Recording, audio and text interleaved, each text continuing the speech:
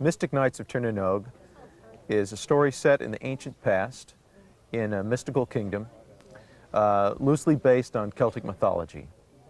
It's a story of four young heroes who have to save their kingdom from the onslaught of an evil queen who's out to get them. Well, you can look around you and see a lot of good reasons for coming to Ireland to film Mystic Knights. It's got fantastic locations. It's got the castles, it's got the backgrounds, it's got the cliffs and the green rolling hills that lend itself to the kind of mythological stories that we're telling. But it also had the talent, the crews and the cast. What better place to tell a story of Celtic lore than in Ireland?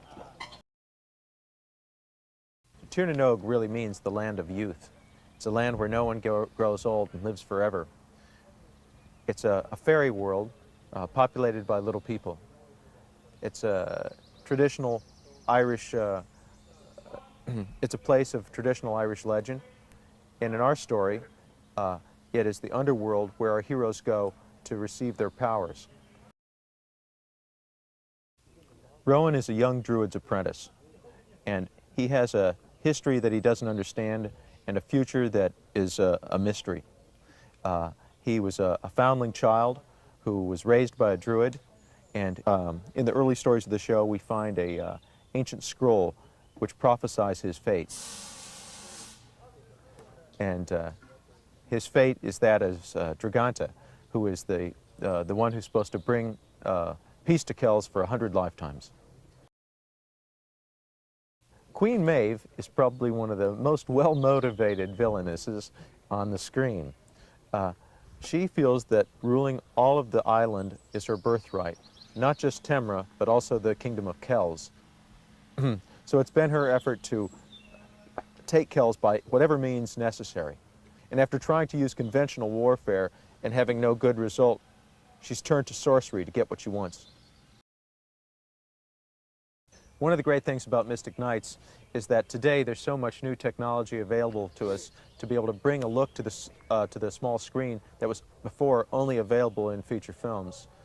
We'll be able to create CGI characters, meaning computer-generated images that are a minotaur, a cyclops, a dragon.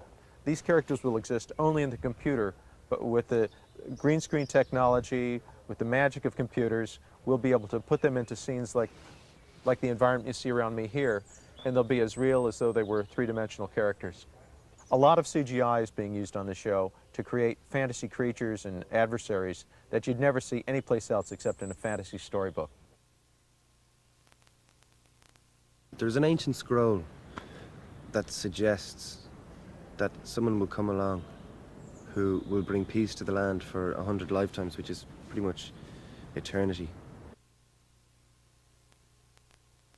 Tir na nOg is the underworld of Ireland, where the king of the leprechauns lives, King Finbarra, and that's a very magical place with lots of fairies and goblins and gnomes or whatever, and they have all surrounded by magic. And Celtic Ireland, having read a fair bit of mythology before I started this, is just engulfed in this magical and mystical world.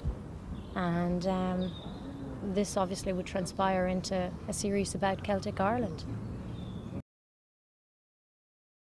My father is on the brink of losing his kingdom against the evil Queen Maeve.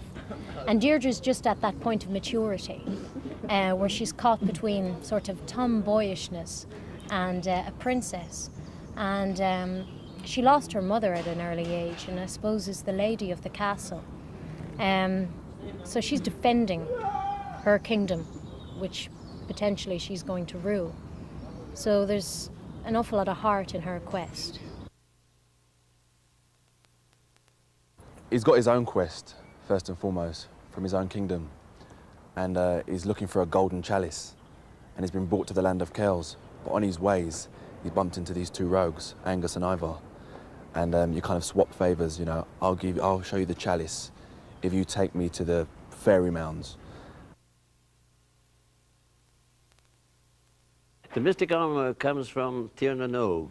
This is the country of the little people who live below the earth, and they have very magical powers, different powers to Cath's, but ones which can be put at the disposal of the heroes for the good of the whole society.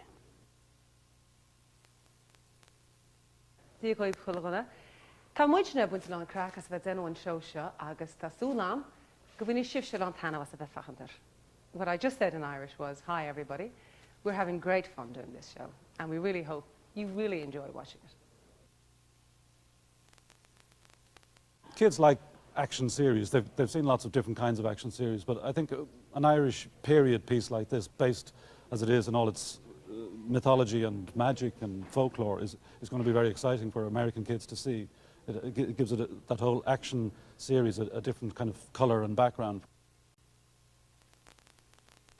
The village is sort of pre-AD because we've sort of spanned about 800 years in the production.